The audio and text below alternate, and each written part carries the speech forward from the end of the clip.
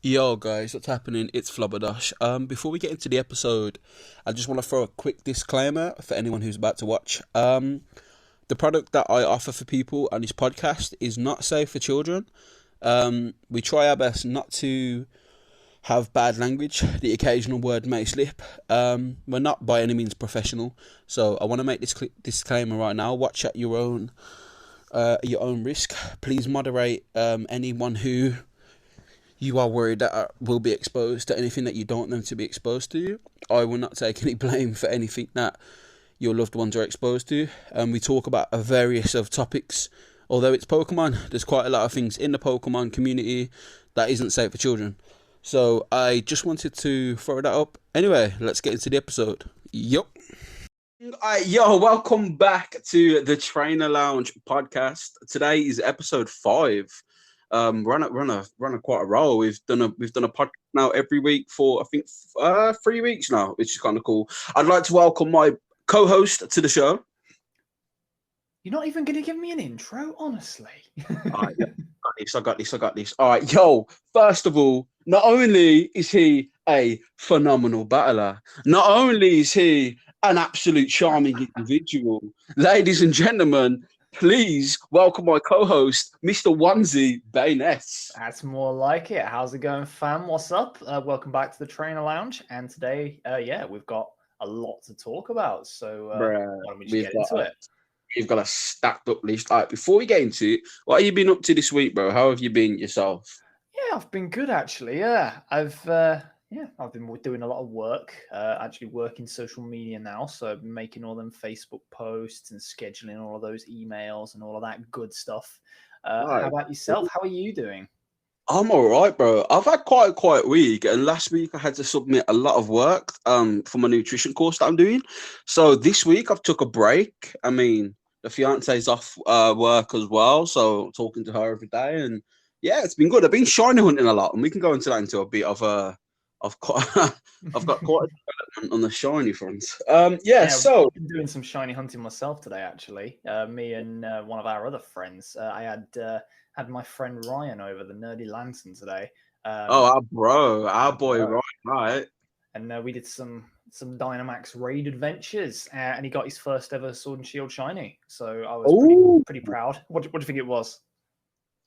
Bro, I don't know. There's so many Pokemon in DAs. Give me a clue. Think of a terrible Pokemon. Not legendary or anything, just terrible, awful designed Pokemon. Awfully designed Pokemon. Oh, see, you're talking. What would you classify as awful designs? Trubbish, the ice cream. You know what I mean? No, they're fine. They're fine. Something even worse. An awful. You know what? I'm stumped, bro. You're gonna have to tell me. Right, it's from Gen 6. Gen 6, Gen 6 has probably got some of the best designs as well. It does, except for these two. Do you remember Barbaracle? Imagine this guy has put nearly 500 hours into Sword and Shield, and his first shiny is a Barbaracle. Bro, this is gonna sound so bad, but the name right now just isn't doing anything to me. So let me just. Oh yeah. I know it. Yeah. Oh right. That's why, bro. That's why I didn't know nothing. Take a look at the shiny colors as well, bro. Oh my god. Let me have a little look. What the Barbaracle? Yeah. It's awful. Oh, is it green? Oh, it's always the green ones. Well, seeing as we're going into shiny Pokemon, and we may as well start off with that.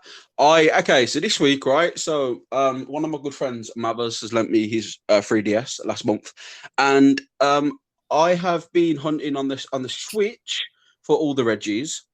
On Crown Tundra. I have got nothing on the Switch this week. I've been hunting since Sunday. I have got Regigigas on Ultra Moon. I found that shiny in 2 days. Nice. I found shiny Palkia in 2 days on Ultra Moon. Damn. And I got another 3DS today, so now I can do 3 hunts at once. And I found a shiny Zubat from Horde Hunting, and that was definitely not the one I wanted. So 3 shinies in a week, 2 legendaries, 2 soft resets, which is amazing, actually. Zubat's another green shiny, isn't it? Bro, do you know how many Zubats I've got though? I've got so many because I used to do horde hunting for Oh, days same, back same. so I've just got too many, but I haven't got the heart to just leave it. I always have to catch every shiner. You have to. It's the So rules. I tell you what. For me, my Zubat, like mine was Spinder. I swear I had like 7 or 8 shiny Spinders at one point. I found 2 in really, one horde at one point.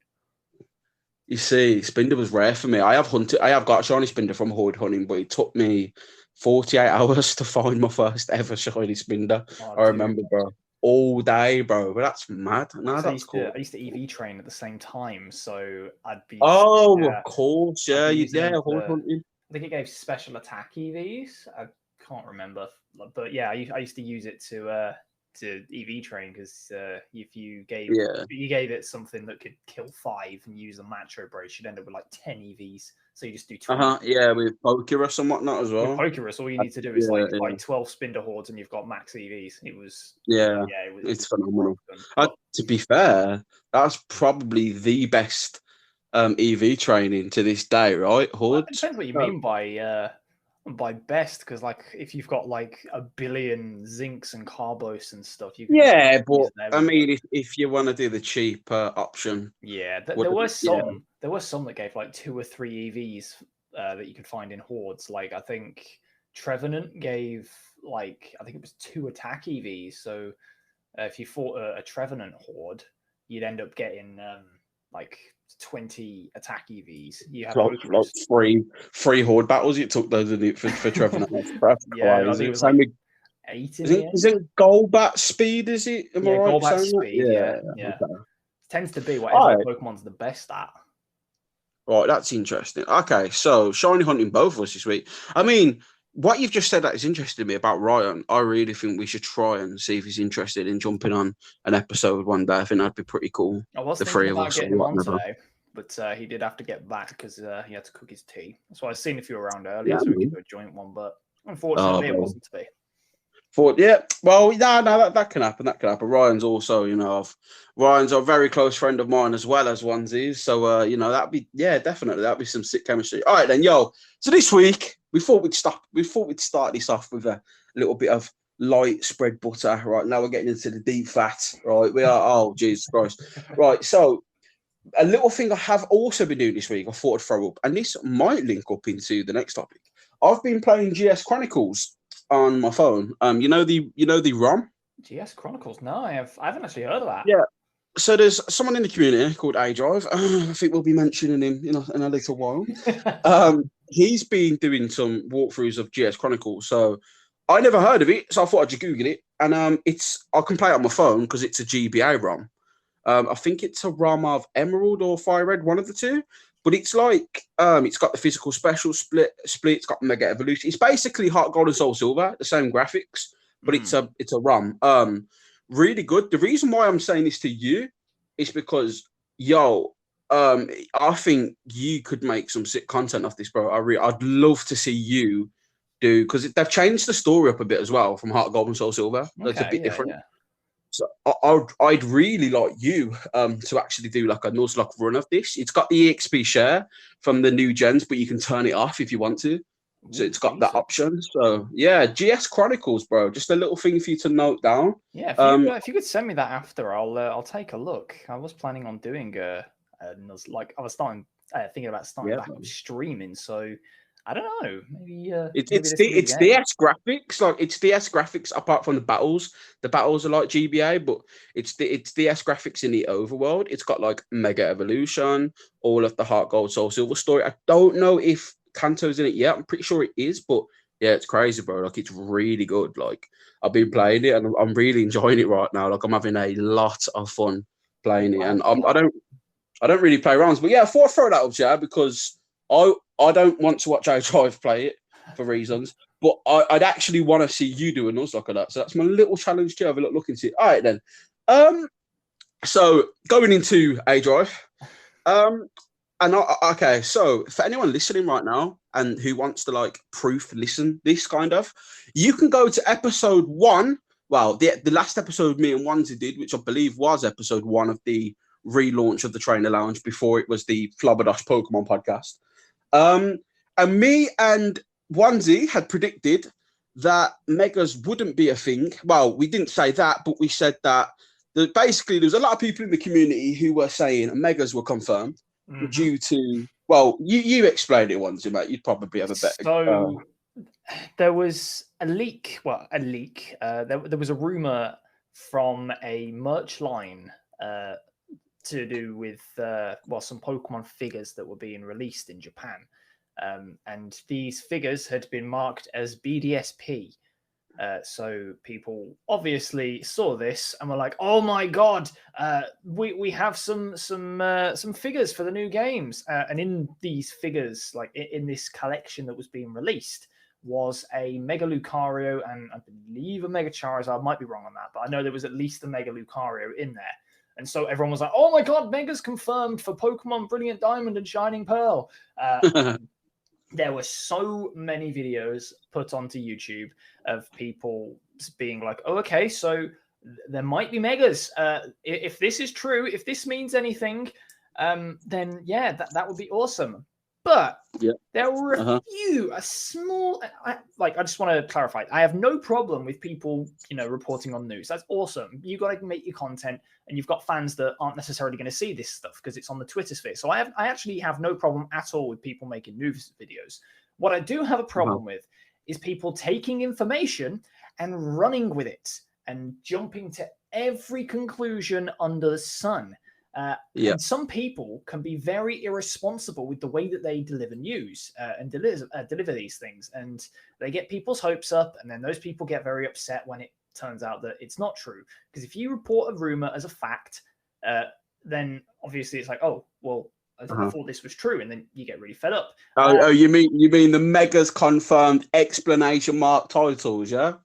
Well, yeah. I don't necessarily mind that. I mind the wording of how you say it. Like, I don't mind a bit of clickbait, Like, we all do it. Like, did I lose a Pokemon in this episode of my Nuzlocke? The hardest game ever played. I don't mind that. That's just, that's the environment that YouTubers are in. I'll beg to differ, mate. He needed a question mark. He needed a question mark on that title. I'm fuming. Yeah. I think he did go back in post and put one in, but I remember me and you looked and we saw that there wasn't one. But yeah, A-Drive in his video decided to go on and say, well, this basically is 100% proof. It basically means that megas are going to be in the game. If megas aren't in the game, then no, it's not even going to happen. Megas are in the game. Like, he was taking it as 100% proof, and then went on to speculate as to which megas are in the game and using this one piece of information as fact. I put out on Twitter saying, well, no, megas are not confirmed. Everyone is saying they are confirmed. And I had a couple of A-Drive fans in my mentions being like, well, this happened with Let's Go Pikachu and Eevee, so it's basically confirmed. They're in. And where are we now? Well, that figure collection has been, we've seen it. We've all had access to it, and it's just a regular figure collection. It's glorious. Yeah, bro, this is beautiful.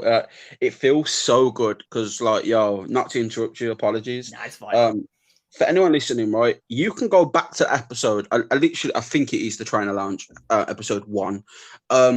And if you go to the 60th minute, Onesie just goes on a madness on A-Drive and anyone else because I felt the same, right? I just didn't want to go full pelt with the gas.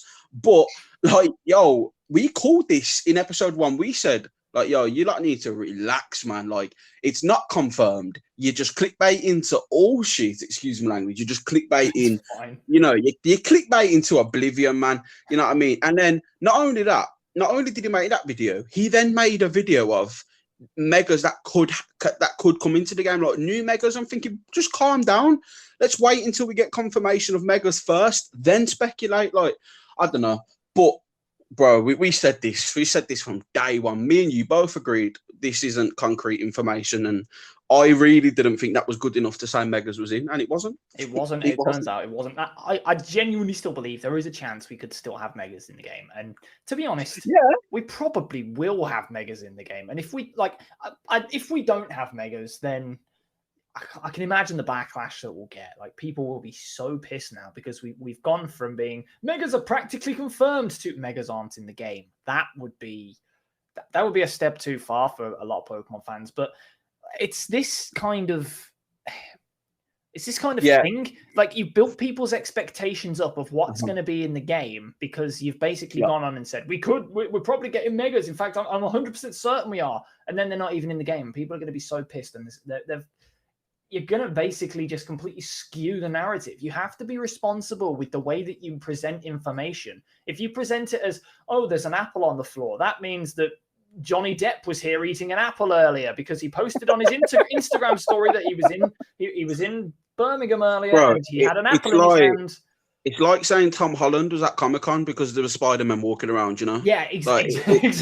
bro, it's like, okay, first of all, for the mega stampede of people who believe megas are in, right? I have never stated that megas are not in the game. I've never stated I don't believe they are.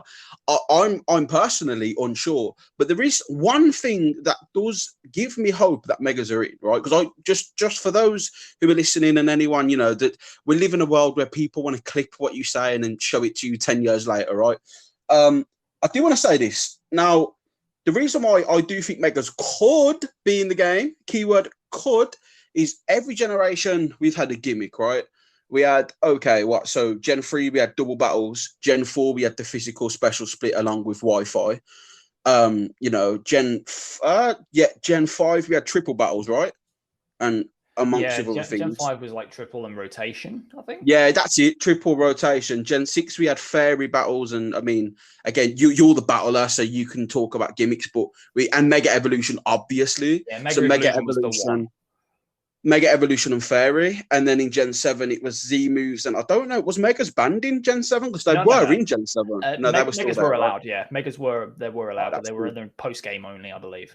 So yeah, so we had Megas and Z moves, and then Gen 8. Well, I know the Let's Go had a decent meta actually, but I don't speak about Let's Go because to me I think that's a side game personally. I know people have come out and said it's a main series, but I can't class it as. I just can't. Weird grey area, isn't it? Because it's not a bad game actually. It's arguably one of my favorite Pokemon games, ironically enough. But you know, aside from that, which that still had megas, you know, but it took abilities out, and then we had Gen 8, which was Dynamax,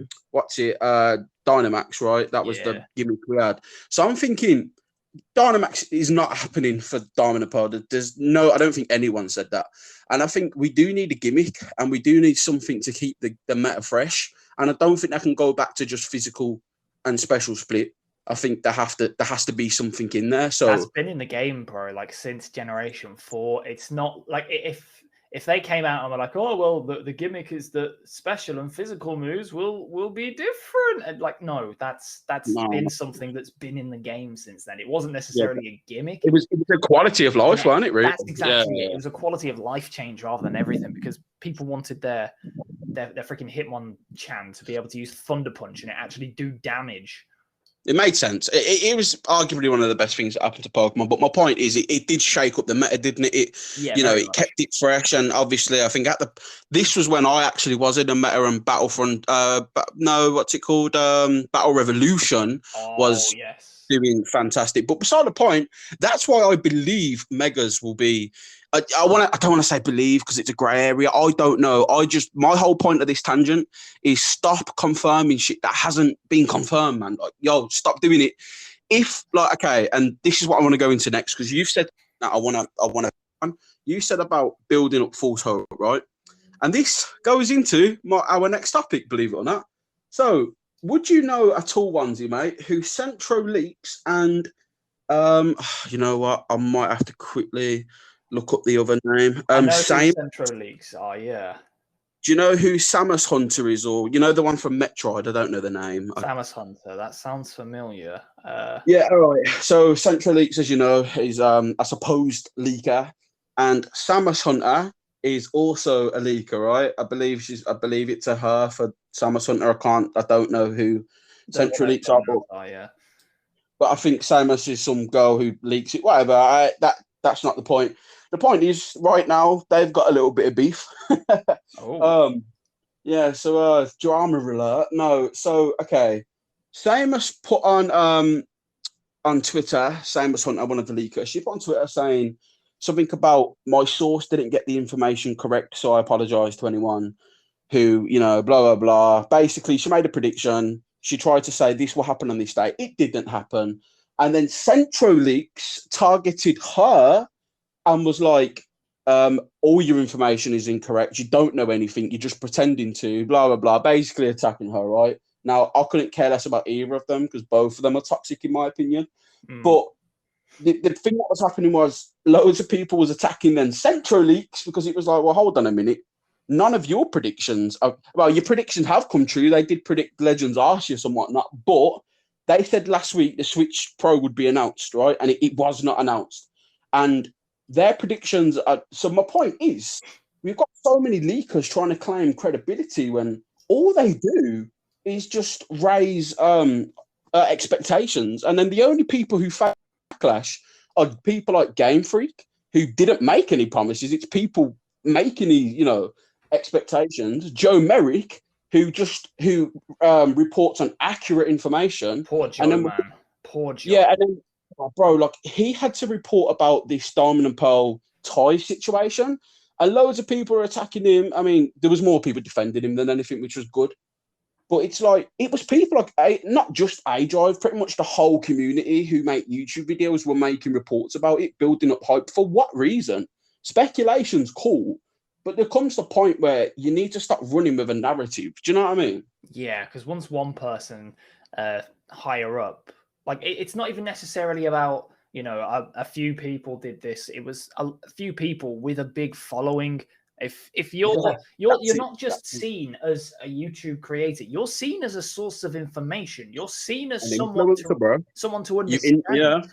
You influence actions, innit? Yeah, you influence opinion as well. If you say, I believe 100% that Megas are going to be in the game, you've got 100,000 people that are probably going to agree with you and say, oh, well, A-Drive thinks that Megas are going to be in the game, so that means in the game. So, I don't mind speculation, but you have to be very clear with your narrative. You have to be very clear with the information that you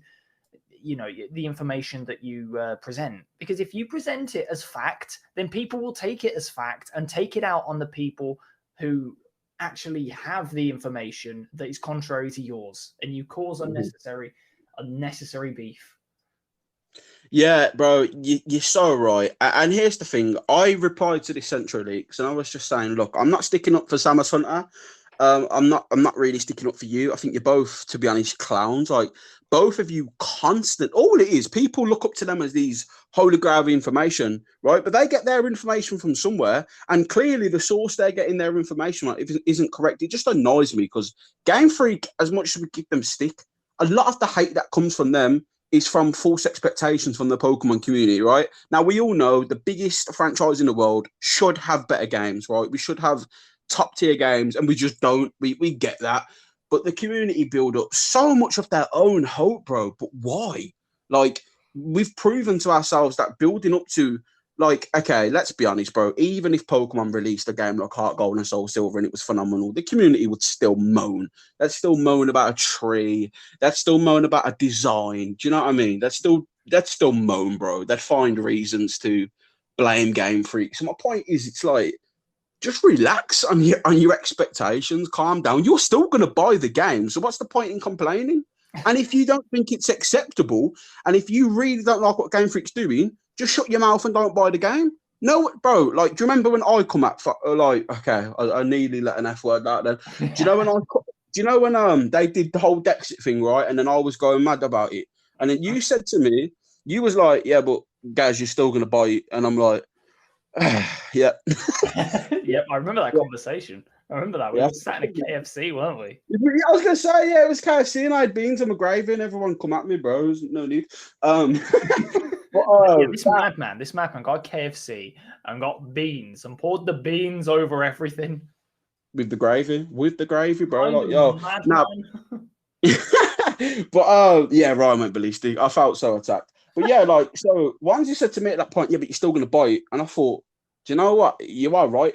Like, there was, like, what was it? Loads of people saying they were going to boycott the game, and I believe Sword and Shield's the third best-selling Pokemon game ever. I believe it's. I believe it was. I think because X and Y is I can't second, remember. right? I'm going to look this stat up. But Yeah, it did I want to really say well. I'm close. I believe it is third. I think it is. Yeah, look it up though. I don't want to confirm that, but I think it goes red and blue, X and Y, and then Sword and Shield. I believe. I could be completely wrong, but or it might go. I know red and blue's top. It might. Excuse me. It might be gold and silver, then Sword and Shield. But I know Sword and Shield's in top 4 anyway. Right. So as of December 2020, it is the third best-selling Pokemon game of all time, just behind Gold and Silver and Red, Green. Oh, okay. But you've got Red, Green, and Blue is 3 different games, so they package them together. So it's basically it's basically second, really. Like because you have to third it like between Red, Green, and Blue. Well, don't forget technically Gen 1's 4 as well, isn't it? Because they had green, we had blue. Oh yeah. Oh wait, no, yeah, and yellow, yeah, red, blue, green, yellow, yeah. So yeah, they had 4 sales, if anything, for Gen 1. No, but yeah, they did really, really well. Like Sword and Shield, it's crazy considering they've been out for like less than. So the most controversial games, right? And let's be fair to Game Freak and Nintendo as well. When they come out, I believe the Switch was only on its second year. Yeah, it was. It came out March the 3rd, 2017, and these games came out 2019. So the Switch was only in its second year, and it still sold better than most Pokemon games. Like, I think by the time Sun and Moon come out, I think there was millions of people that had a 3DS, but Sword and Shield still outsold it while the Switch was on its second year. So my point of this is, the tangent, is to say, like, even though you wanted to boycott Pokemon, it still became one of the best-selling Pokemon games ever made, right? So the whole point is, if you're not happy with the Pokemon games, don't play the Pokemon games, right? And those that are complaining are probably still going to, right? And to be honest, they probably will enjoy it. They just don't want to tell people that they enjoy it. Because apparently enjoying a game nowadays just gets you attacked. honestly. Like there are a couple of creators who have been very, very vocally against Sword and Shield from the outlay. The worst for me, I found, is someone called Distant Kingdom. I don't know if you... Yeah, I know Distant Kingdom. Yeah, it rings a bell. Definitely rings a bell, 100%. Yeah, he's been on Sword and Shield, like... In the lead up to Sword and Shield, he was making so many games about... so many videos about how the games are going to be garbage, and this looks bad, and that looks terrible, and how Game Freak are going to mess everything up. Then he went and bought the game and did a Let's Play of it.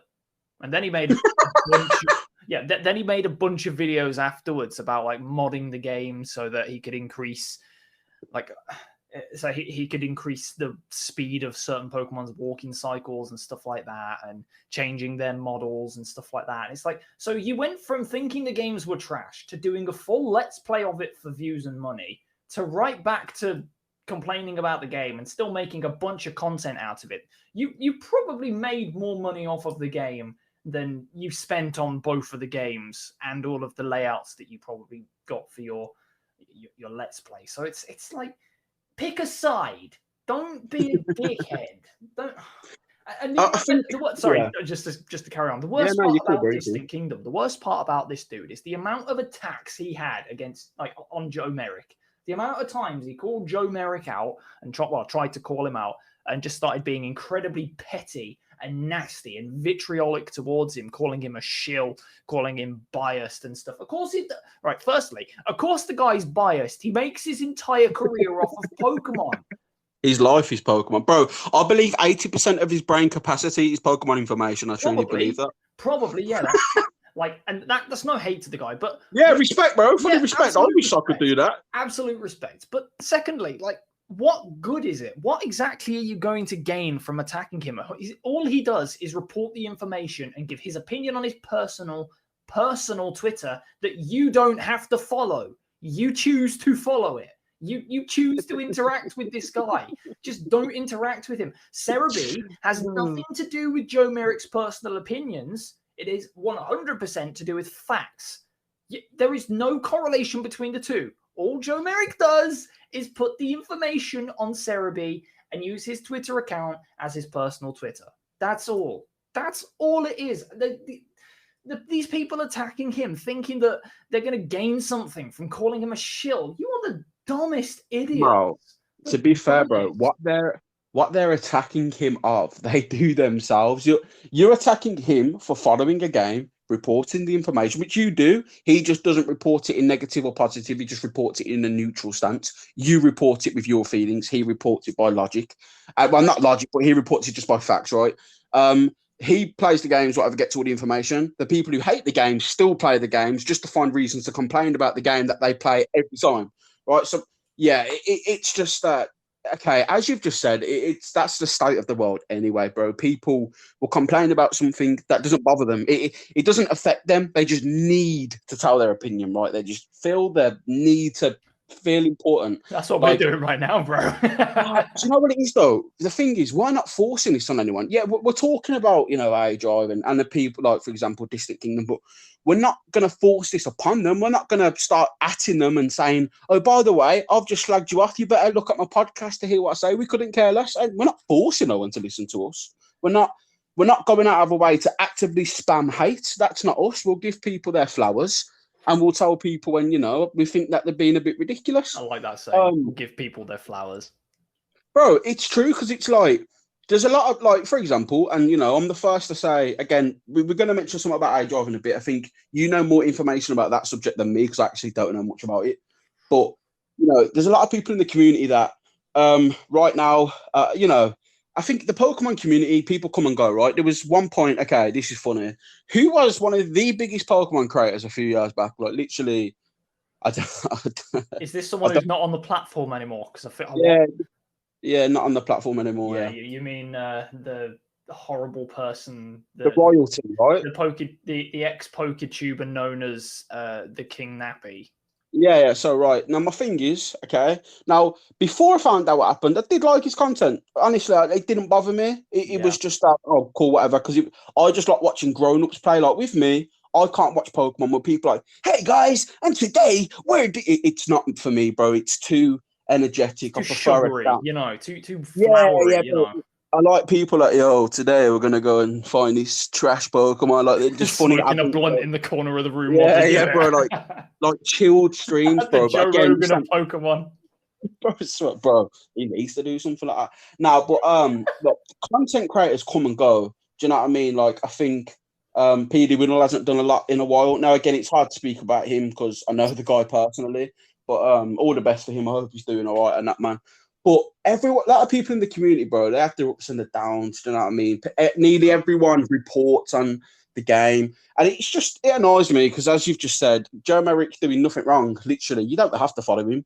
He's just doing what he's been doing. Like, how long has Sarah B been out for? Oh, years. It's got to be over 20 years now.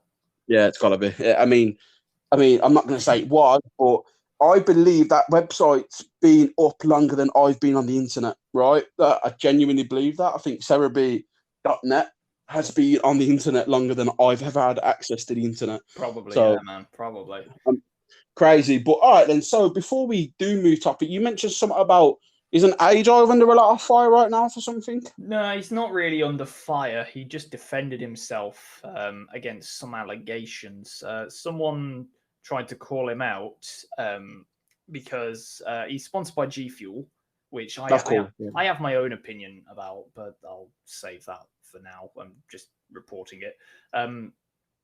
Someone decided to call him out for selling G Fuel, and people being like, "Oh, you're selling G Fuel to kids," because his content is it's marketed towards kids.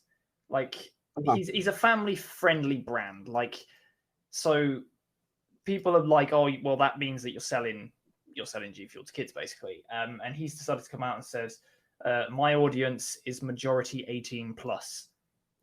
So you're absolutely wrong.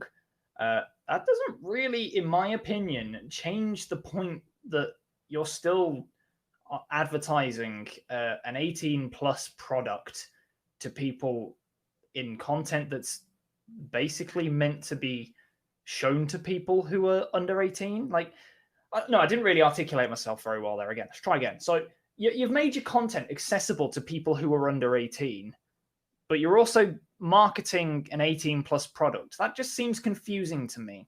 Like, isn't there a non-caffeinated version of for kids? There is. Well, there is, but that's not really what G Fuel started as, and that's not True, really the main true, point of true. G Fuel. I mean, if you're gonna buy G Fuel, you're not. Apart from like some creators who really heavily push the non-caffeinated version, the hydration line, like PokeAim and stuff like that, people Mhm. tend to not really focus on it very much. I just have an issue with it. It's like if you got sponsored by Monster Energy, but you still decided to be like, oh, but Monster has a hydration line that's non-caffeinated, so you should try that if you're under 18. But go buy Monster, use my code. It's like, no, they may have this option for people who are actively trying to. It just seems weird to me. Like, I'm not going to go so far as to say that he's selling energy drinks to kids, but you're still marketing energy drinks in videos that are accessible to people under the age of 18. Like, it raises a load of weird questions. So I don't know. Well, I don't yeah, think Pokemon content should be sponsored by energy drink companies. I I've got genuinely don't believe that. I've got to be honest with you. Personally, with this topic, right? It's going to sound crazy. I am personally with A Drive on this thing here. I can go into why if you want to or whatever. Absolutely, Because yeah, go for it. so, okay, before we do go into that, I think I want to throw up to you. So, obviously, you've just said your opinion on that, but I want to. Okay, so do you know who Pokemon Master Holly is? I think I've heard of them. Yeah, she's a content creator for Pokemon Oh Go. yeah, she got into that whole. She got into like a side drama with Duncan recently over the whole cakery drama. Oh, I don't know what. To be honest, mate, I never knew nothing about that. We'll have a talk about that off. Yeah, no, that's fine. I was thinking of something else that happened. So this goes along with the whole subject of selling things to an audience of kids, but something that's 18 plus, right? So she put a tweet up recently saying, I've come under a lot of scrutiny lately because she has an OnlyFans, right? Yeah. And in the comments, now this is interesting to me because I just thought, it's like this whole age, I think it brought up the whole conversation of, now, she doesn't ever put any, okay, so here's the thing. She has a not safe for work version of her Twitter where she puts up a lot of clandid pictures and whatnot. Yeah, yeah. Now that is in her bio of her main Twitter account, right? So anyone who goes in a bio for one can just click on that. Now people will say, well, you should be monitoring your children, that, you know what I mean? Like, now, is it her fault because it's accessible? Now, there are times where she has retweeted a lot of them clandid pictures onto her main account. She has an OnlyFans too. She has an OnlyFans too, which is in her link tree, whatever it's called. That's got all these socials and whatnot. Yeah, right. Yeah. So and a lot of people in the comments were saying like, yeah, but Pokemon is for kids, and she says, well, no, my audience actually are males over the age of 18, and he's like, yes, but you've still got some people who are still children, right? Like, what about people? Do now all adults have to what's it called? Have to moderate their kids' usage. Yeah, moderate their kids while they watch you, just in case you expose them to. So what? I know it's a hard one because we're not drama centric really, but it's. I couldn't care less. Ain't no one going to come at me anyway, man. I'll rip you all to shreds. My point is, yeah. What's your opinion on that, bro? Because I'm iffy. Man. I'm really iffy with it. Like, yeah, that I don't know. Like, you said she's got an NSF version of her Twitter. Yeah. Okay. Does she? And she retweets those NSFW pictures onto her main sometimes. Now, people in the comments have said she has. First of all, I have a fiance. For anyone listening, I'm not about to go look at clandid pictures of women that I ain't interested in. For one, number two, again, not my type of woman, regardless. So it's just not for me. But people in the comments have said yes, but so basically, Pokemon Master Holly apparently has lost a lot of people who supported her and a lot of friends, and now a lot of people if anything, look down upon her for what she's doing. Now it's her body, whatever. But a lot of people saying, well, yes, but everyone who was subscribed to you for years was here for your Pokemon content. But now it feels like for them that she's throwing this not safe for work environment onto the people who was not interested in that in the first place. Now, but my problem is it okay having that the OnlyFans and the not safe for work in her bio for her main Twitter? Is that okay? Like, you know, right. So apparently she has retweeted, but again, keyword apparently. I didn't. Okay. Well, I'd need to do more research into that just to find out whether she had or not. And that's not an excuse for me to go and look at naughty pictures. So if she has, and I'm going to wish, like, if she has, on the basis of whether, you know, if she has done it or not, then I personally don't think that's okay. I don't think you can get away with saying the majority of my audience are above the age of 18, therefore I'm going to disregard the portion that aren't under the age of 18. Mm-hmm. Like, it doesn't matter if 99% of your audience are males. Like, males above the age of 18. You've still got 1% that are under the age of 18. Like, you've still got to be careful. Like, and Pokemon's in an iffy spot because it's a family-friendly brand. Man. It's the sort of thing that. Right, so I'm going to show you a scenario. Imagine that there's a family and the parents moderate and watch this Pokemaster Holly with their kids, and it's very wholesome on their. You know, it's very wholesome while they're watching it together. They watch it together, and then the kid goes away. The kid gets a Twitter account because the kid's, you know, he wants some private time, and he wants, you know, he wants to have his own social media and feel like he's got his own privacy and doing his own thing. He's like, oh, I really liked watching that person. Goes and finds them on Twitter. Boom. Finds all of that stuff. Finds the NSFW. Finds the OnlyFans and the Patreon. That the fact that that scenario is even possible to me, I don't like that. Don't get me wrong. I want to stress, like, I just want to stress, I have no issue whatsoever with people doing OnlyFans. I have many friends that do it. Very good friends, in fact, like people who I hang out with on a regular basis. And I have absolutely no problem with it whatsoever. I support and encourage it. I'm all for body positivity, but you have to be so careful. Would you pay for it? What was that? Would you pay for it? No. Yeah, all right, fair deal. I respect that. Yeah. I mean, either, like, I'm with you on that, bro. Like, you have to be so careful with, like, the fact that you've got an audience changes things. I'm all for body positivity. You can do exactly what you want. I don't care what you want to do. I'll support you no matter what. But when it comes to marketing yourself, you have to be so careful. Like, you're opening a whole can of worms. Let me throw something at you then. Right? I'm sorry that I'm kind of lighting you up here, bro. Like, it's not fine. to make I like this. This is cool. It's not to make you trip. It's actually because you do interest me with some of your responses. Right. So what about now, for anyone listening, I did go to her Not Safe for Work Twitter. Absolutely. Let me rephrase that. I did go to her Not Safe for Twitter, and I did view her pictures, right? Y'all can decide for whatever reason for your own. I don't give a shit. Right. But my reasoning is because I was thinking, nah, surely she don't deserve this much hate, right? It can't be that bad. Now, she has got, you know, some crazy pictures on there that I'm like, I don't know about this, you know? Now, my problem is she ain't just in normal, like, clandid, you know, skimpy clothing, bro. Most of it is Pokemon themed. Oh, no. Like, now, let me throw in a quick disclaimer. Maybe I'm wrong. You know what? I'm doing this. I have to search it because now I'm doubting myself, bro. Let me see, bro. Can you still hear me? Yeah. Yeah, I can hear you. Right. Oh my god. Yeah. So she's lying on the bed here in skimpy clothing, hugging a Pikachu toy. Right.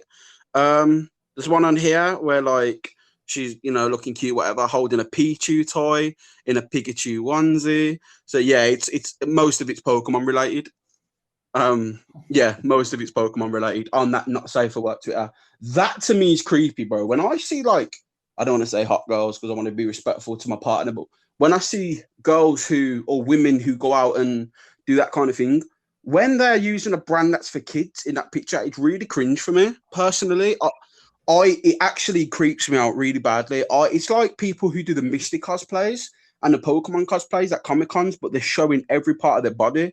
Like, yo, the brand isn't for that. The brand's meant to be safe for kids, bro, but that's not safe for kids. Like, that's just for me.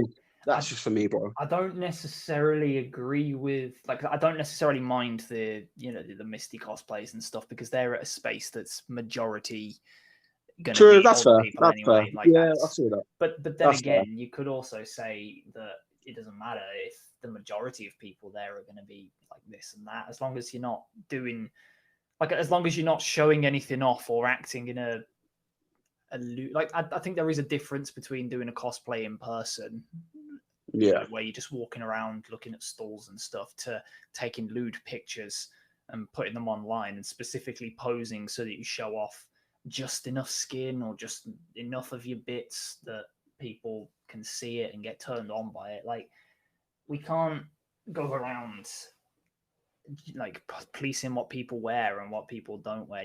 I'm sure you agree with that, to be honest, but like at the same time, I do 100% agree that it is weird to me.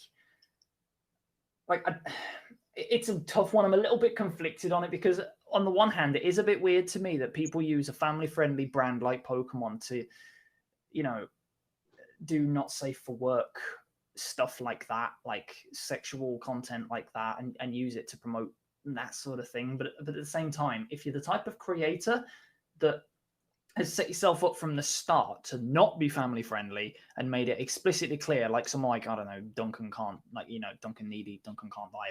If he did it, he's never been family friendly. He's never even attempted to be family friendly.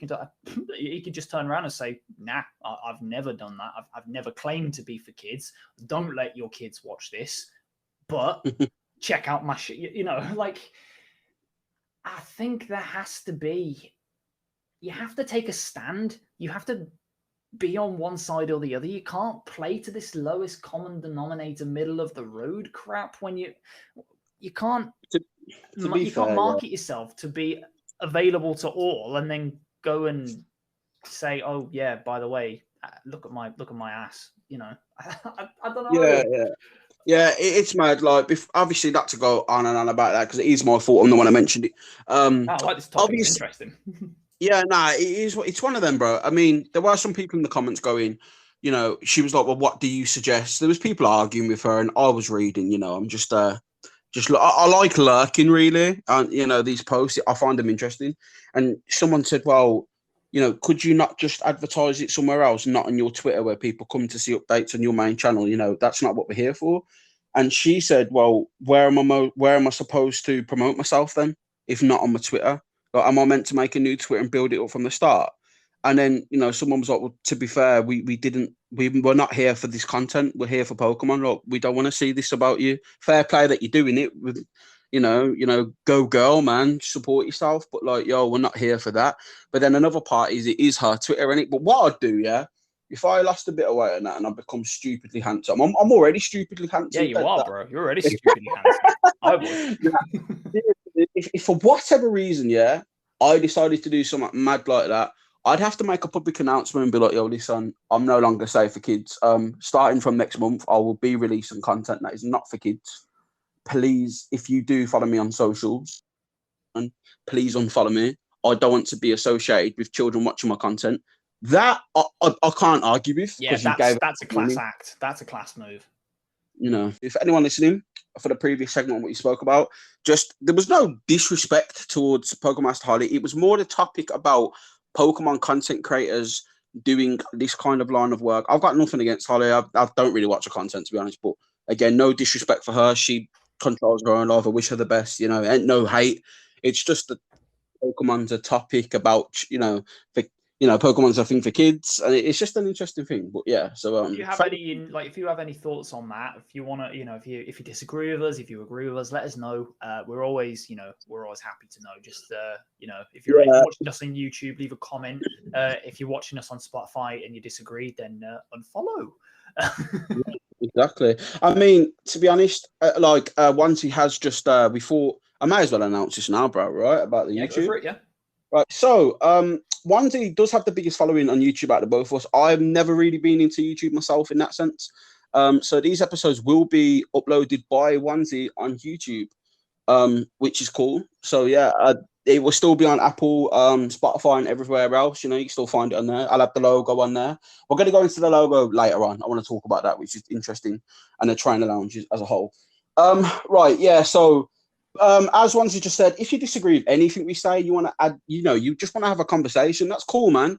If anyone tries to come at us, I'll rip you to shreds in the comment. Like, I'll make you cry. Like, don't come at me. It's not happening. I'm not, bro. I like talking about Pokemon, but I ain't got time for people who think they're smart behind a keyboard. I'll rip you to shreds. I'm not. Just stay away. Just don't play with fire, man. You'll get burned. I'm not. I'll just make a mockery out of you for 10 minutes. I've got all the time. But yo, if you do want to try and troll me, at me on Flabberdash on Twitter. I'm all for it. And that's where the announcements for the channel will also.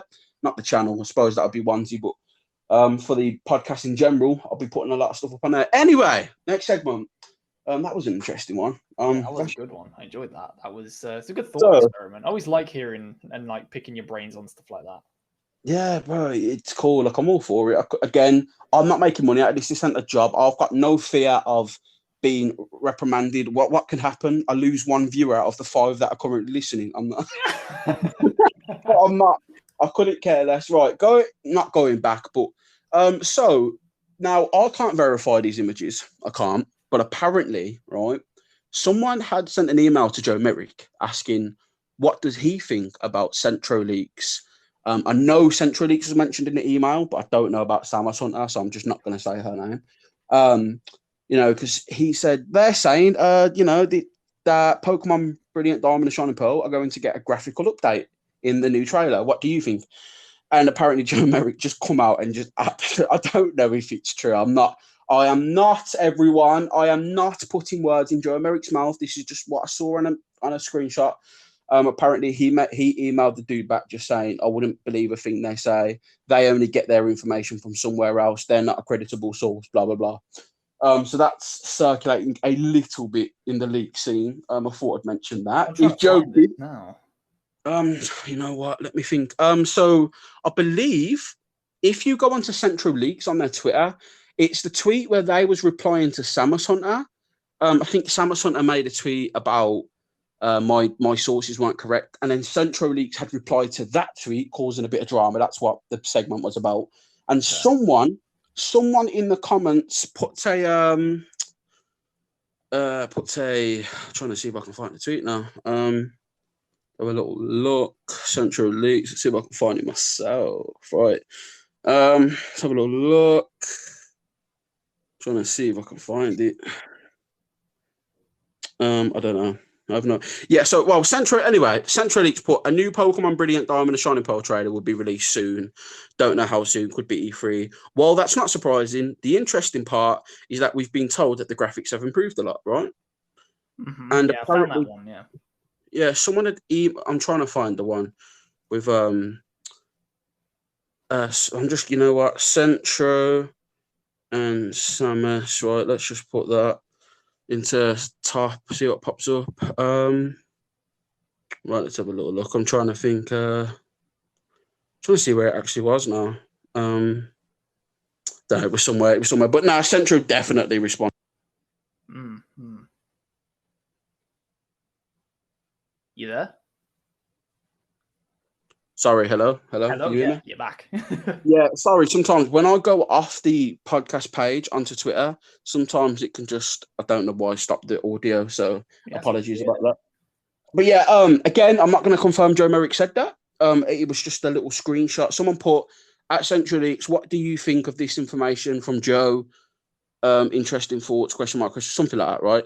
And it was an email apparently to Cerebi, not Joe Merrick, I believe. Again, I could be completely wrong. I'm not saying this is true. I just want to say if Joe Merrick did say that about Centro, I've got a lot of respect for him. Just because, again, I think leakers are just toxic in general. I don't like leakers in general. Most of them weird, doesn't it? Like leaking stuff. It's like you're trying to get clout by pretending you have some kind of inside source, and like most of them are complete shots in the dark, stabs in the dark, and others are just ridiculous. Like you will occasionally, like 1 in a million of these leaks will be correct, and most of them are complete bull anyway. But a lot of these leakers, they'll make a bunch of different claims and have them all go viral and then delete them. Like they'll make a bunch and delete the ones that don't come true. So it looks like, I have a track record of getting these right. When no, you just scattergunned and one of them happened to come true, so you deleted all the others, which makes you look like some kind of prophet. When in reality, it's just process of elimination. Yeah, no, definitely. So it's like, okay, so what we're going into again, that whole Joe Merrick thing. If I can find it later on, we may mention it on another episode. I don't know, to be honest. I was trying to find a tweet earlier from Centro, I couldn't find it. But yeah, so that was the thing. Now, the next majority of all this is honestly rumors and stuff. Actually, you know what? Let's go on to the factual things that we do know. So Nintendo have announced a direct, right, on the 15th. So I don't know. Did you know that they? I cannot wait for that. It's going to be very enlightening. So right now, I'm sure you know, bro, you pretty much live on Twitter as well as me when we get chance. That's just my domain for information, really. That's just facts with an X, so it's facts. I swear, bro. So like with me, right? Every day on Twitter, and Twitter have a For You page now where like it shows things that you'd be interested in, and of course, what's always trending on that page is Nintendo Switch Pro, right? Which it won't even be called that, man. Like Nintendo's just going to be like, I love what Nintendo do. They they think it's going to be called the Pro. Let's just change it for the sake of it. Yeah, it's going to be like the Super Switch or the Switch Advance. Super Nintendo Switch. Imagine I think that'd be such a sick name, to be honest. The Super Nintendo Switch. I think that'd be fire. Yeah, that'd be amazing. But yeah, so okay, here's what's happened. Centro again on Centro, bro. This is the Centro podcast at the moment. It's the 811 Centro podcast. I swear to you, bro. Right, so they are, I don't want to say credible leakers, but they have got, the fair few things they have got right. So it is worth looking at what they've said and speculating on it, because they are, they have in fact got more right than wrong. But they come out and they said that tomorrow the Switch will most likely be announced, right? And this was because a placeholder that was announced on Amazon will be released tomorrow at midnight. So basically, if the Switch was revealed tomorrow, then all of the online shopping websites could announce it and then put pre-orders up, right? So apparently that was the thing. That's what's got everyone. So if you go on Centro on Twitter yourself, you might see. Yeah, I think I saw that. Yeah, they've been saying for the past few weeks, it'll be tomorrow, or it's going to be the day after that. The problem is Centro put up last week, and everybody they put up last week on Twitter, the new Nintendo Switch will be announced today. It wasn't announced, and every time they put a tweet, people keep sending that to them just to mock them. So that's fun. But yeah, so apparently they've said we're going to have the Switch reveal tomorrow. Now, Samus Hunter come out today and said she's not by a fact, but she believes that the Switch may be revealed today. It wasn't a leak, but based on her own feelings and some information she had, she believed that it'd be revealed today, right? But on Thursday, you can see that on Samus Hunter Twitter. So that didn't get revealed today. So now she's getting attacked left and right. But again, she never said, "You what, bro?" I would have said, "Oh God." Yeah. So yeah, she's getting attacked. To be fair to her, she never said that it was actually announced. She just said she feels like it will be, but she doesn't have any credible information to say that it will. So she's getting attacked. Centro said yesterday that tomorrow, it's going to be coming out. So Friday, apparently, it'll be revealed some point tomorrow, and then all the other like Amazons and everything will have it for pre-order. So this would be, if they get this wrong, it will be the second time in a row they've got it wrong. Centro. Yeah, it's so the credibility is getting damaged at the moment. They've also said two things. So they've said that BDSP will get a new trailer soon, and in that trailer there will be a lot of updates. Now, do you know when I said to you? Right, yeah. Say that again. Sorry. There'll be some graphical updates. Yeah, that's it. Yeah, I think. Yeah, there'll be some graphical updates. Now, someone said that to Joe Merrick. That's what the screenshot was about. Someone messaged Joe Merrick and said they're saying this now, and Joe Merrick said, "Well, that's a shot in the dark. Of course, a game gets polished before release, so of course the game will look better as time gets on. Do you know what I mean? That's just logic. That's not an insight, leak. That's just facts. A game will look better than the reveal trailer. Of course, it always happens, right? Exactly. If the So game doesn't, then what the F have you been doing for God yeah, knows how long? You've just been tinkering. You so start jerking exactly. yourself off. So again, whether Joe Merrick said that, but that's what someone. By the way, don't be emailing people and then screenshotting their emails and putting it on Twitter. Like, don't do that. That's disrespectful. Like a private conversation. At least ask for their approval first. So again, that's a different thing. Just don't do that. So they've said that BDSP are going to get. Apparently, there's going to be a new trailer. I want to say they said Friday, but they said soon. I think that's going to get graphical updates. They've also said that for the Pro, that Pokemon Legends Arceus will have not a next gen version, but a Pro version. For the Pro. Now, again, I don't know if that'll be a patch to make it work better on a Pro. To say that a game will work better on a better hardware, obviously that goes without saying. Yeah, but that's logic. Yeah, that's logic. But they've come out and said that apparently not they're developing a different version, but they're patching it so it can take advantage of the new hardware. They've come out and said that. You can see that as well on Centros at some point. And again, HDV has been making a lot of videos on YouTube about a lot of leaks and, well, let's say rumors, right? They're not leaks because there's no credible information. It's just rumors that apparently there's going to be a new present soon, and Pokemon Sleep is going to have a shadow drop, right? Pokemon Sleep. So yeah, bro. Apparently, Sleep will have a shadow drop. So at the end of the presents, they'll be like, "Oh, by the way, after this presents, Sleep's available." Apparently, Pokemon Stadium will get announced. Ooh, that's a claim. For the presents, a new stadium, because apparently something about something like, I don't know if stadiums popped up in the copyright. I don't want to say that. I could be completely wrong. I think I did see something about that, but I believe that it was it wasn't anything to do with the games. Yeah, so the only thing that makes me feel like there's a little bit of credibility, not to the Sleep thing. Personally, I feel like they want to forget they ever announced Sleep. I can't see that happening. But I swear to God, man, I can't. I think that at the moment they kind of want to forget, brush under the carpet. But with the stadium, the only reason why I kind of see it happening is because, there was people leaking that Snap was going to get announced, and nobody thought there'd be a new Snap because of how long it had been, and it turns out there was. And we are due, actually, a battle Pokemon game, right? The last one, prove me wrong, was Battle Revolution.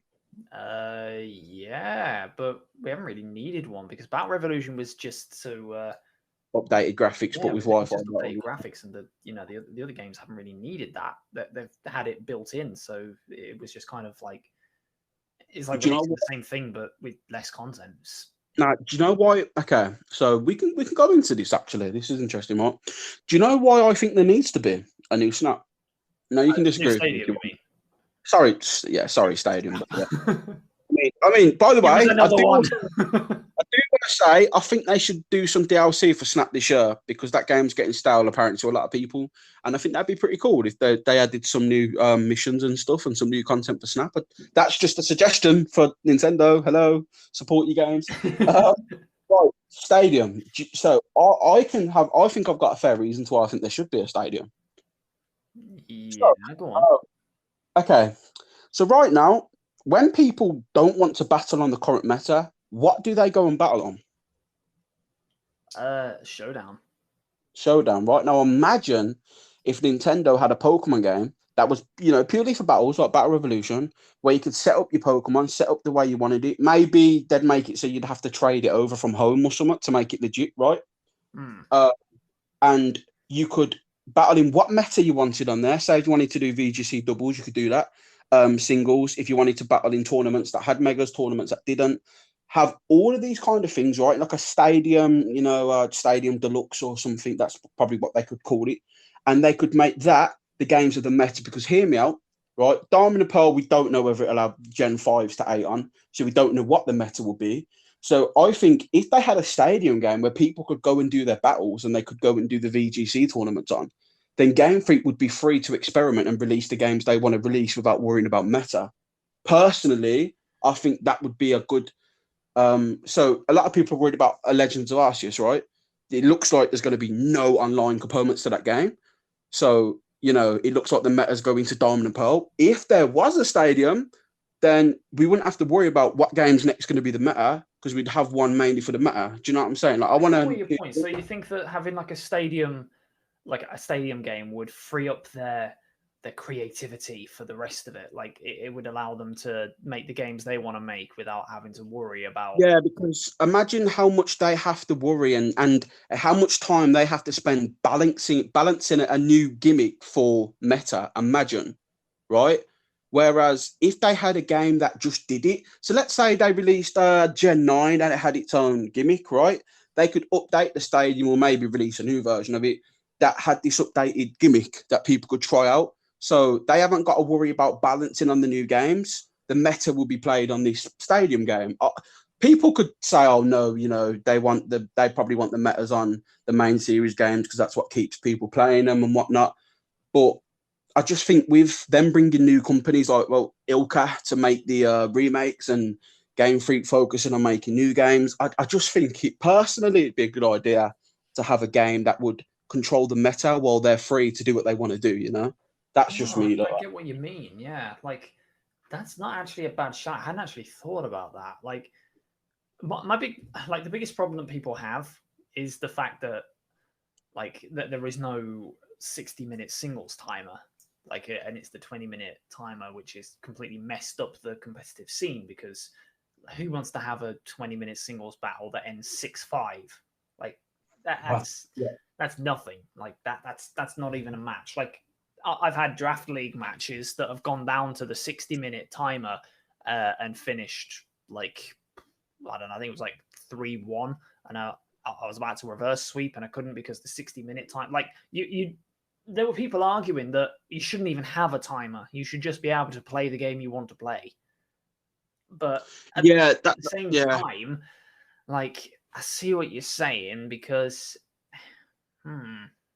Like for me, like yeah, go on. right here's with Stadium, you could. I mean, correct me if I'm wrong, but I believe so because I had did Nintendo 64. You could bring your own Pokemon on from Gold, Silver, Crystal, right? Yeah, yeah. You could do that, or you could use rental teams to do the main campaign of the game, right? They Yeah, you had could. like a little story mode and whatnot. Yeah. Now, to me, that would promote them to, oh, there's this new Pokemon. So, when they announce like a spooky cup for Halloween, right? Mm-hmm. Oh, okay, well, the best place to hunt for that Pokemon is in Pokemon Sword and Shield. So, why don't you go on Pokemon Sword and Shield, hunt for that Pokemon, and you can put it on home and put it to Stadium, right? And then it would give a lot of replayability for people to go to different games, right? Oh, okay, this Pokemon that I need, Empoleon, it's best to hunt that on Diamond and Pearl Platinum. Brilliant Diamond Shining Pearl, right? It's better to hunt it on there. Or I just think it gives a lot of people reasons to go back to older games that are on the Switch, even though the newer games are out. Do you know what I mean? Yeah, I And see what you mean. Yeah. yeah, it was just a thing I thought of. I thought, like, Yeah. imagine if they had like a competitor to Showdown, which they don't own, right? I think Showdown's fan made, right? Yeah, it's a fan made project. Honestly, I don't understand why Pokemon never shut it down. Like it should have been shut down years ago, and it never will. And I don't understand why. Like I don't want it to be shut down, but Yeah, yeah. To give that information to like, yo, we do not want Showdown to go, but surely not even Game Freak, just the Pokemon company in general want a competitor to say like, why do they need a competitor? It's their series, bro. It's their franchise, right?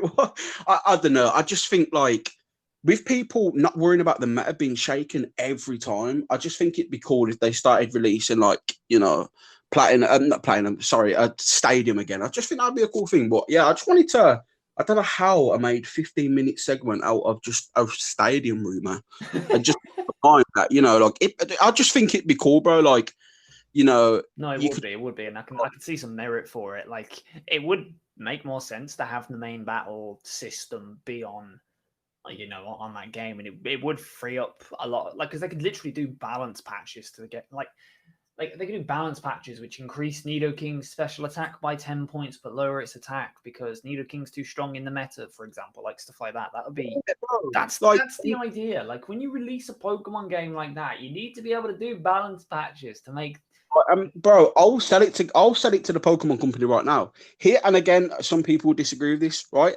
Have an optional battle pass, right? Now hear me out before I say this. That's a controversial statement. Let me say this again. I love controversy. It brings the clicks, so let's do it, right? Have like a battle pass that's an option, not like a ridiculous one, right? But one that's purely cosmetics, yeah. So like when you do battles, you get XP. If you're on a winning streak, you get more XP. You know, like you have cosmetic items. Maybe you can design your Pokeballs that your Pokemon are in. Just give a lot of personality to the game. I'm going on as if it's been announced and it's coming. I'm just like imagine if like I think yesterday Season 9 was announced for Sword and Shield, right? Like it could have seasons, bro. It could have seasons. It could have certain cups, little cups, the baby cups, the it could have like a mega cup. I just think there's a lot of options there for them to make a stadium and make a meta relevant game where they could host all the tournaments on and not worry about what the main series are doing. Because it's like, you know what, I agree with you, bro. I think it genuinely would be a decent idea. I'm just saying, bro. Like it's just a cool thing, and they could mix and match as well. They could mix it so people could have Dynamax, Gigantamax, as well as Mega, as well as Z-moves. You can mix it all up. I think the meta would be nuts. I mean, it'd probably be unbalanced, but again, that's why you have a separate team that are monitoring it and balancing it, not Game Freak, because Game Freak never balanced the Pokemon once they're out, right? That's why I think, was it Mimikyu that was broken for Gen 7? Because wasn't it like Disguised? I think that they did nerf Disguised. Yeah, they nerfed a few Pokemon. Like Aegislash was nerfed from Gen 7 to Gen 8. They lowered its base stats. Mimikyu's Disguise was it had problems. But we won't say broken, but yeah, it needed a little. Mimikyu was good. It wasn't fantastic, but like now you take damage when you have your Disguise hit. It's not a lot of damage, but still a bit of damage. Yeah, so it's just that again, yeah, like as you've just said, they could do patches. Oh, like, and again, like instead of banning Pokemon, just balance it, right?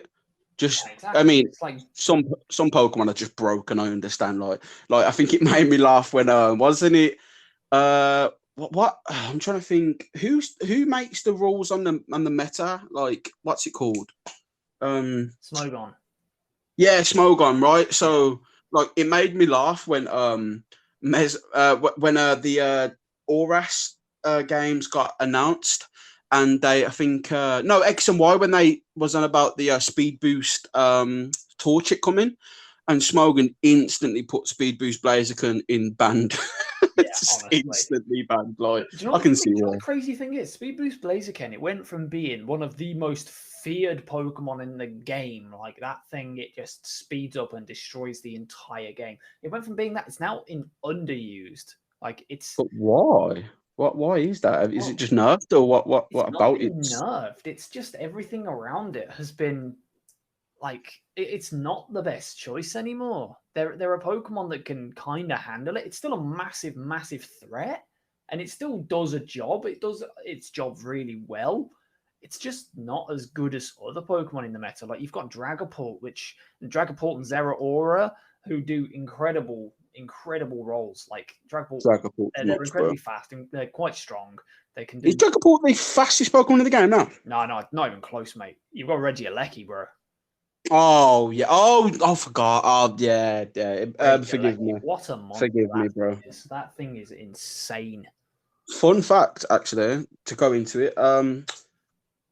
Because I'm hunting Reggie Steel now. I've got Regice and Regigigas as my shinies. I still need Registeel, Regirock. And then I'm hunting for Regieleki. That's the man I've actually chose to go and hunt anyway. You chose the Regieleki. Yeah, I've chosen Lecky, bro. I love the yellow and the white lines. I think it just looks dope. I really like a silvery sort of touch to it. I like that. It's like a light bulb. Oh yeah, no, definitely. So yeah, no, I'm going for that personally. All right then, yo. So we went on a mad tangent then, from Stadium. But yeah, I just think a competitor, bro, to the showdown would be just cool. Like and everyone would buy it as well because that was the game for battling. Like I don't think it would put off people going to buy the new gens. If anything, people would be more excited. They wouldn't be worried about the meta. They'd be like, all right, well, let's So see what the gimmick is. I've got another reason why I think that the Stadium game, I think you've kind of convinced me on this, but like the main series Pokemon games don't do a good job of teaching you about strategy. Facts, They don't, facts, bro. don't Look do at a it. good job at all. Like the main game is based around type advantages, like, and that's fine. But that's like the bread and butter. That like you've got kids thinking, oh, I've got a Magikarp. My Magikarp's a water type. My water type beats your Entei. Like, no, there's more to it than that. And it just gets, it doesn't really teach kids anything about the actual game. So like you could build a game from the ground up to introduce people to that sort of Giving landscape. Game Freak their flowers though, and I will have to say this now. You tell Man, me you've if I'm got wrong. a big bouquet today. You got all the flowers. I swear, bro. I think a lot of my siblings' last names actually Flower, so that's probably why. Um, right to give Game Freak their props, right? Now, tell me if I'm wrong, but wasn't Gen 5 was the first games that showed the so where you got HP attack defense, wasn't Gen 5 the first games that showed the difference between like adamant and modest, and because like Yeah, I believe that they was the changed the game where color. Yeah, they changed the color of the actual name of the stat. So like if it was adamant, then attack would be red and special attack. yeah, and But the blue, yeah. that's baby steps, bro. No, of course. But what I want to say is like, so my point is, so they went from that for Gen 5, then in Gen 6 they had EV training, right? They implemented that a little bit with the boxing things where you would tap it and it would fight the boxing, which was again, and if anything, it was just annoying. Me and you knew about horde hunting, but no one knew to. If you're a kid, you don't know that you need to go horde hunting Zubats to get your Pokemon speed up. You don't know that, right? And It doesn't. again, to be fair, actually, since then they haven't really added anything that would suggest otherwise. Like as a kid, bro, I was just confused that why my Pokemon couldn't have any more Carboses. I was Yeah, like, it well, doesn't say. why could my Pikachu have 6 Carboses but my Entei have 10? Right? You Exactly. said You it. don't know. Like, and I genuinely believe that the EV and IV system in Pokemon needs to go.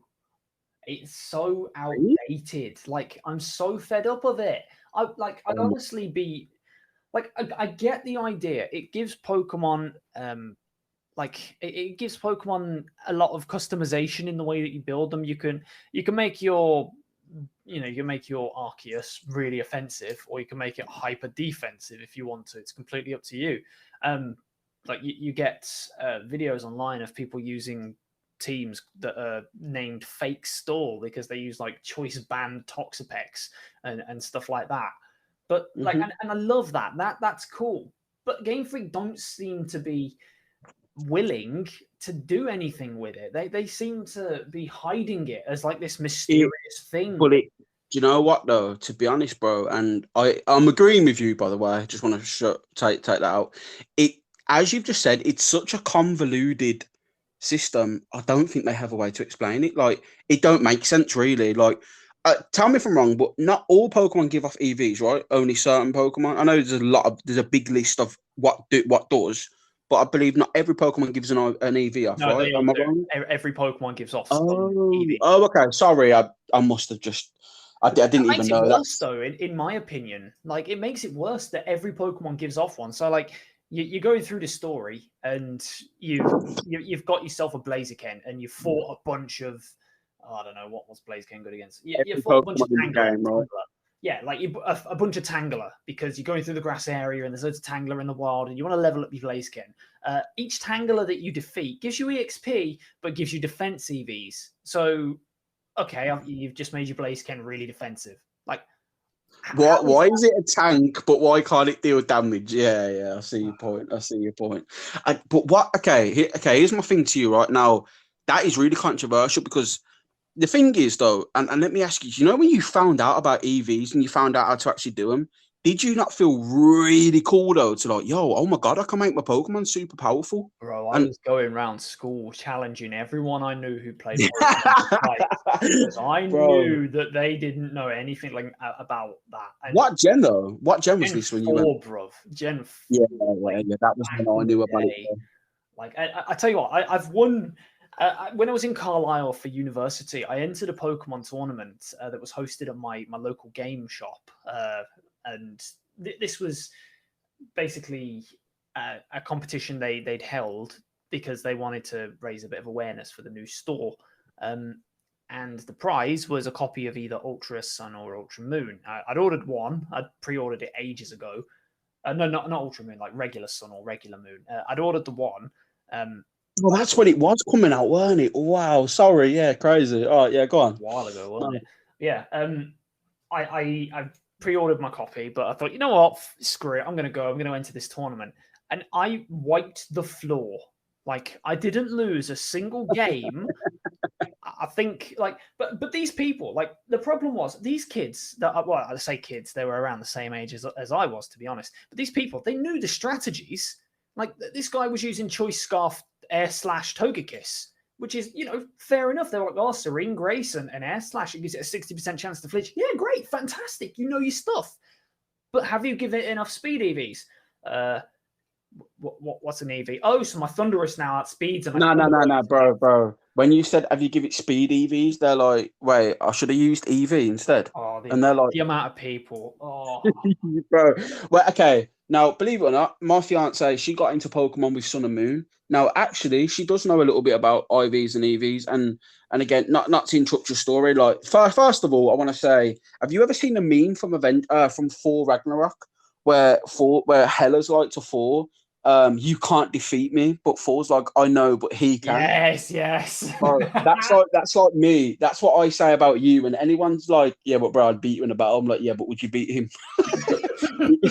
like I've got more shiny Pokemon than most, man. I know that for a fact. People like to me, I found 40 on Sword and Shield. I'm like, bro, I'm on 80. I'm not. Don't at me. Yo, just as a quick aside, by the way, I actually made my first ever playoff semi-final in a draft league the other day.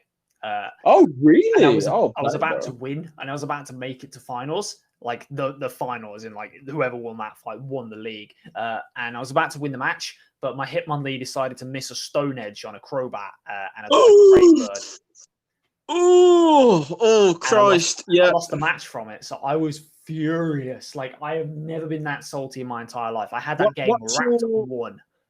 What's your team name? Birmingham Spritzy. That's interesting. Yeah, so with the league, again, I'm going off topic because I'd like to watch a league personally. I wouldn't ever take part in it. Battling's not for me. I've made some Battlemans and what, and IV trained, EV trained. Sorry, I just had a quick thought. You can be the Aston Rilla Boom. Aston Rilla Boom, bro. Yo, crazy. Imagine. Yo, so like for people listening who are interested in battling, with this league, is it like based off the football system where you win a game, you get 3 points? Is that how it works? Yeah. You win a game, you get 3 points. You lose a game, you get nothing. And every time you get a kill, they keep track of stats. Like if you like a goal difference is like a KO, right? Yeah. So if you win a game with 3 Pokemon left, your differential, as they call it, goes up by 3. If you win a game by 1, your differential goes up by 1. If you lose a game by 4, it goes down by 4. That sort of stuff. Like, so they keep track of all your stats, and like the top 6 or 7 teams get put into like a mini tournament where they all play each other to decide who wins the league and who loses. So what you're telling me, bro, is that nobody's made a team yet called Brentford Bidoof, no? Is that? Oh no, no, Brighton Bidoof. That's it. That's it. I think there's a few Brighton teams. I haven't seen Brighton Bidoof yet though. Nah, back for me.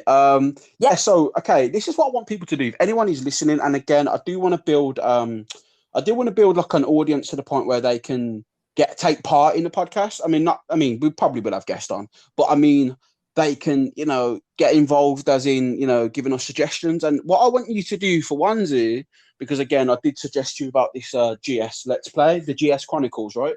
Yeah, yeah. But what I would like is you're like arguably one of the best battlers I know.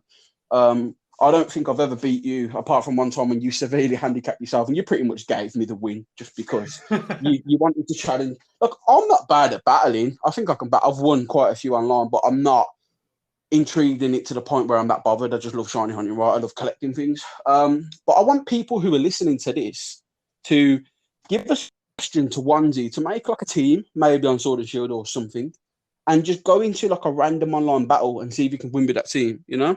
Oh, that's an idea. I probably won't be able to do that because they'll probably give me stuff like Magikarps and Cosmogs. Yeah, no, definitely. Yeah, no, that's interesting. So again, I want people to throw a few suggestions at Onesie. Again, I really think you should take a look at GS Chronicles, man. Definitely will. I I think, definitely will. yeah, 100%. It's really cool. Apparently, it's been around for years. All right, then, yo. So, next segment, bro. Before we do go on the last segment, I just want to quickly throw it, bro, because I don't want to spend too much of your time. I just, with your thoughts on the Arceus upgrade for the Pro and the Nintendo Switch Pro, you know, and this BDSP updated graphics trailer, do you believe them to be a thing? What's your opinion? Do you think that will happen? I think we're due a trailer soon. I mean, we've heard nothing in like it's been 3 months now. Like we're due to have something on these games. It don't feel like 3 months, you know. You're right. It is. It was February, right?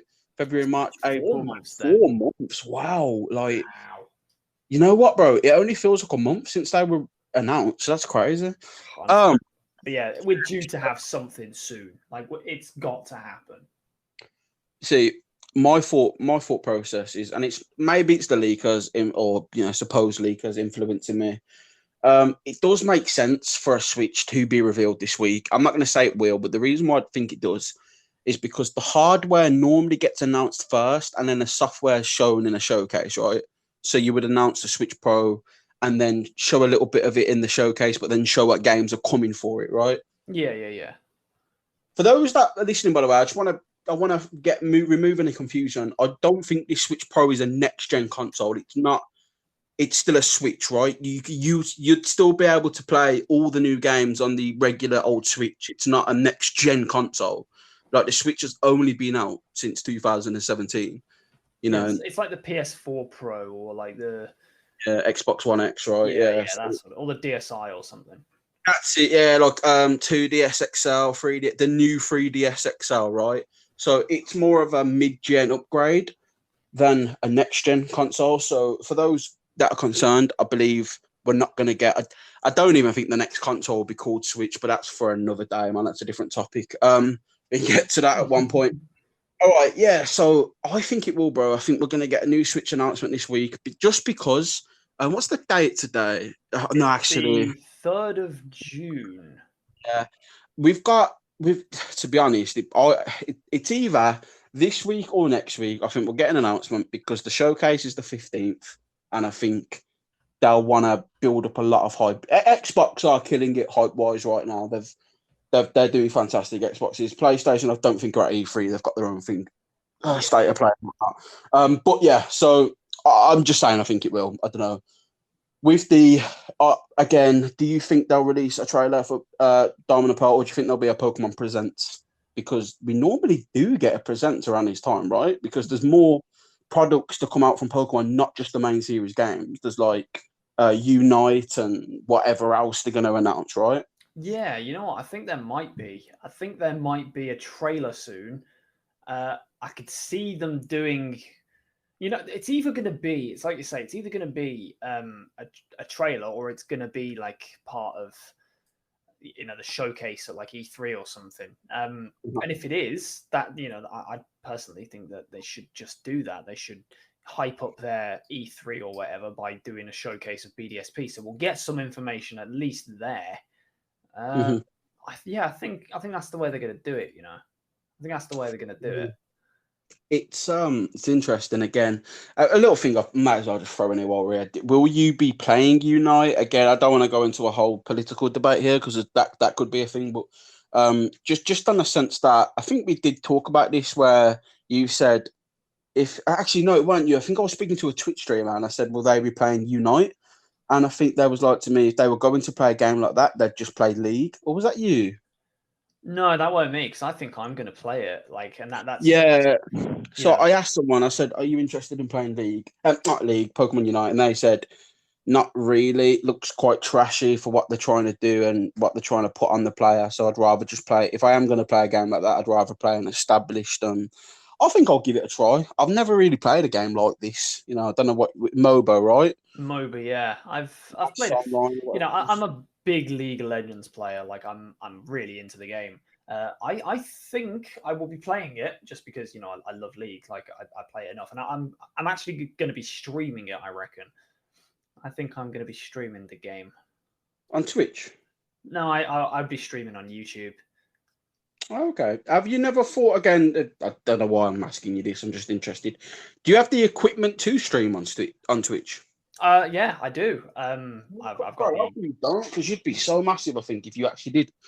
I did for a bit. I just I've been sorting my setup out. I've got like I think I've finally sorted it out, and I'm ready to go whenever it's whenever it's available. But that's okay. That's the thing. I'm going to be doing it as soon as I can. I will be going into that in a little bit. Again, there's a few more things I want to shout out before I get into that. So, I've caught up on the anime, by the way. At least what I believe. I think there's currently 32 English episodes, and I've watched every single one. For those that are listening in the UK, at least, you can watch all of the episodes on Pokemon TV on the app, and they're all free. You don't have to pay a thing. You can just watch them all. There's actually no adverts either. Saves you having to try and record it on Pop. What did you say? Yeah, hashtag sponsored. So you can watch all 32 episodes on there. Well, I think there's 31, but there are 32 episodes. Honestly, bro, I've got this probably be a small little segment, but this anime is it's phenomenal. It's so good. You enjoy bro, it, yeah? I'll be honest with you, mate. Ash is just a beast in this. Like, do you know when we went from Diamond and Pearl to Black and White, and Pikachu lost to Snivy and whatnot? Yeah. Bro, obviously he won the league in Sun and Moon, right? And he's just a beast, bro, in this anime. Like, can I tell you his team? I don't want to spoil you. I know he's got a Dragonite. I knew that. Bro, I've seen that. He's got a Riolu, which will obviously get to Lucario. She's going to have a Mega Lucario, which means we're going to have a Mega Lucario in BDSP. Bro, confirmed, everyone! His Riolu wanted to have a battle against Karina's Mega Lucario in the anime. So he has a rematch against Karina against her Mega Lucario. Nice. I believe it was his Dragonite, and yeah, again, do you want me to spoil anything? I don't know if you plan to watch. Go for it. I'm probably not going to watch it now. Yeah. So he's Lucario. No, his Dragonite wins, and so he's Lucario. He's got a Riolu at the moment, but he will have a Lucario, and there's heavily rumors about him having Mega Lucario. He's got Gigantamax Pikachu. His Pikachu's got the Gigantamax form. He's got Gengar. Ooh. He's got Dragonite. Galarian Farfetch'd is his other Pokemon, funnily enough. And we don't know what the sixth Pokemon will be yet. And he also went back to Pallet Town and saw all his old Pokemon, including Infernape. Oh, good old Infernape. And he also met back up with Gary in the anime as well. So, Gary, what a dickhead. Gary had a battle with Moltres in that episode as well, which is yeah, bro. Honestly, this anime, it's just it's just a breath of fresh air, bro. It's not still an idiot when he's not fighting though. That's what I need to know. No, genuinely not. He's not like a cool anime character. Like, he's still a little bit childish. It's Pokemon at the end of the day, but he's just got so many sick moments. I don't believe he hasn't. Okay, so what they're doing now, and it's so cool. You know, in Pokemon Sword and Shield, where you have an online battle ranked, and you're in the Pokeball, then Great Ball, then Ultra Ball. Yeah, well, the tiers. Yeah. In this series, there's no gym battles. It's like a tier system. So right now, Ash is in the Ultra Ball category, and he has to get. Yeah, he has to get to Master, because the whole point of this series is Ash wants to face Leon in the final. and his friend Go just wants to catch all the Pokemon. And it's nuts. He hasn't lost a battle in the anime yet. Like Ash, he's smashing everyone left and right. Like, he's rebattled LT Surge or someone who was at LT Surge's gym. Like in this anime, it's not in Galar, it's everywhere, right? One episode they could be in Sinnoh, the next Unova, the next Kalos. Like, bro, it's really good. Honestly, I'm really enjoying this anime compared to the other ones I've watched. To me, this has got to be the best Pokemon anime. So I'm only saying this on the podcast for the viewers. Like, if you're thinking of checking it, you don't need to watch any other anime as well. Every time there's a new style, you haven't really got to be into the old one. So yeah, not fair. I'm anime right now. Check it out myself, Bro, there's only been 2 episodes, in my opinion, that have been really bad. Oh, and by really bad, I mean borderline filler. But because this series, they go to a different region every single episode, right? It's all like one episode's about them finding Lugia, the next about them finding Ho-Ho.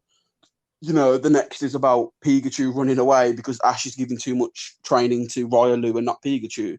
Yeah. And then Pikachu runs off to go and be with Ash's mom because she showed more attention to Pikachu than Ash did. Oh, so wow. you've got Pikachu and Mr. Mime.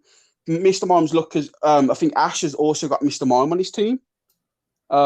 His mom's Mr. Mime is on Ash's team, I believe. At least he's used it a few times, right? That's weird. That's kind of weird, isn't it? It's crazy. But one thing I do want you to search up, or if you can, watch, I think, episode 31, bro, of the anime, because there's a scene where there's a Slowking, right? And this Slowking, the hat of the cloister that the Slowbro wears to evolve, the shoulder, right? Yeah, that lands on Ash's head, and Ash turns to a British genius. It's phenomenal.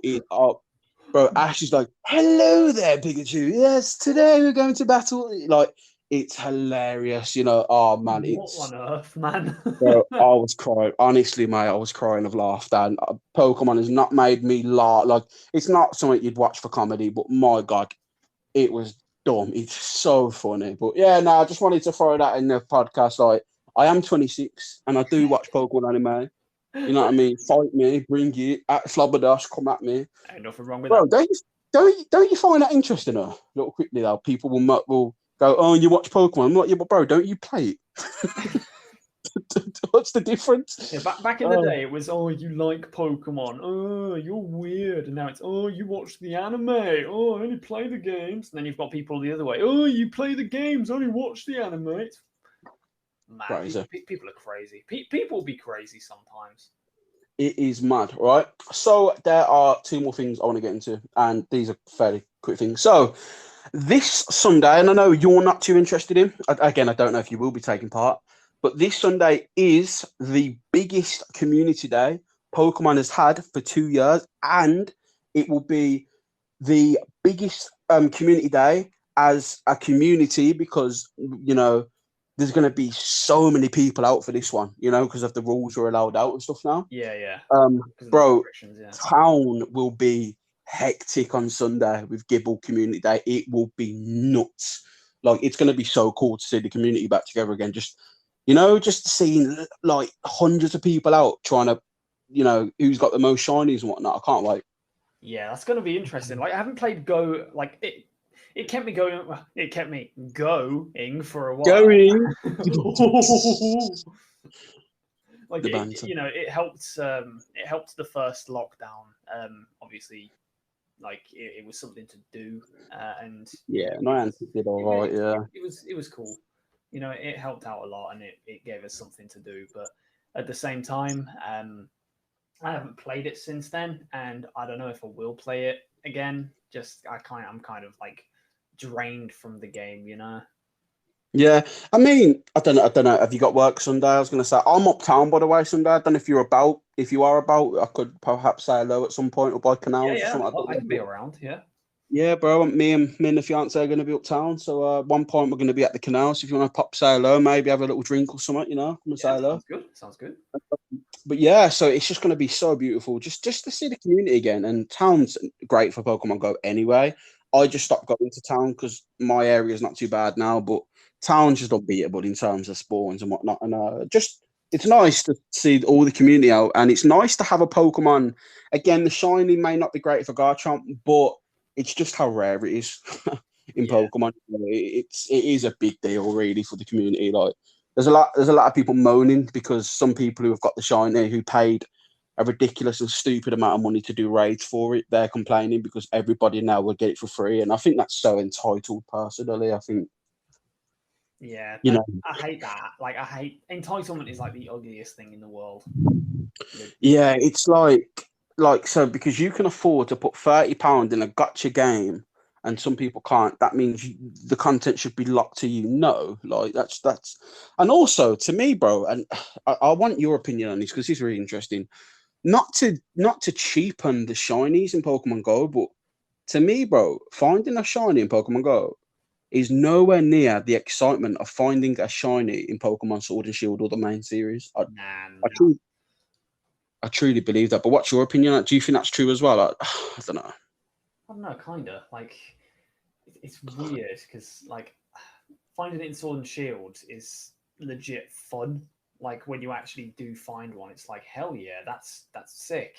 But But then, yeah, you know, you in Go, you've got community day events where people are doing it. It's a 1 in 25, and you can run into 700 of them. So you're guaranteed over 10. You're guaranteed over 10, right? Yeah, you are going to get loads of them.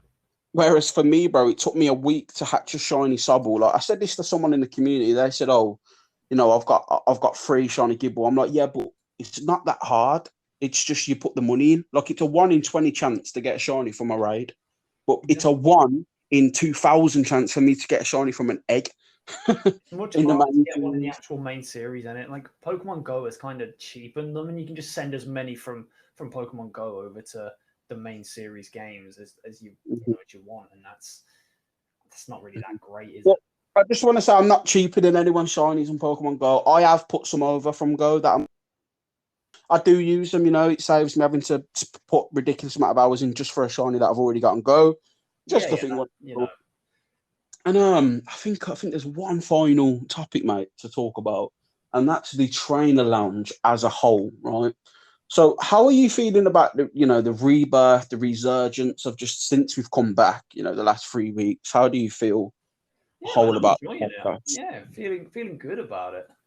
Yeah, man, it's good. And for those that, again, if you check this episode, you will see it. Well, it's a placeholder for now, but I got a little logo designed. There will be an one in the future that has got me and Onesie again, bro. I don't know if you want it to put on your video unless you're gonna put your own background. I don't know. I'm gonna want it. I'm gonna want it. Yeah, that's cool, bro. So again, this is for now the placeholder for the trainer lounge, but I don't want to get into details of what me and Onesie have got planned, but I've got a lot of ideas ahead for the trainer lounge, bro. I am getting into Twitch streaming. It's gonna be quite a while off for the moment, but my plan is to get into Twitch streaming. I need to get the equipment in order to stream. I've not even got a computer, so right now I could make content on my phone, which is what I'm doing now with the trainer lounge, and I can do little. I've got video recording equipment on my phone, believe it or not, to make videos. Yeah, so you could make content on there, but yeah, if you want to be streaming, you're gonna need yourself a PC. Yeah, so I could do like a visual. I can use my Visual Boy Advance and record the footage and that, and make little playthroughs and stuff. But the end goal is to be streaming live on Twitch. So that's my end goal. And I don't know how you feel about this, mate, but maybe at some point do like a live podcast with, if you've got an established audience, they can take part. And I think it'd just be interesting, once a month or something to have like a live one. I think Yeah, mix man, it up a little bit. That'd be sound. Yeah, man. So we got the logo coming on.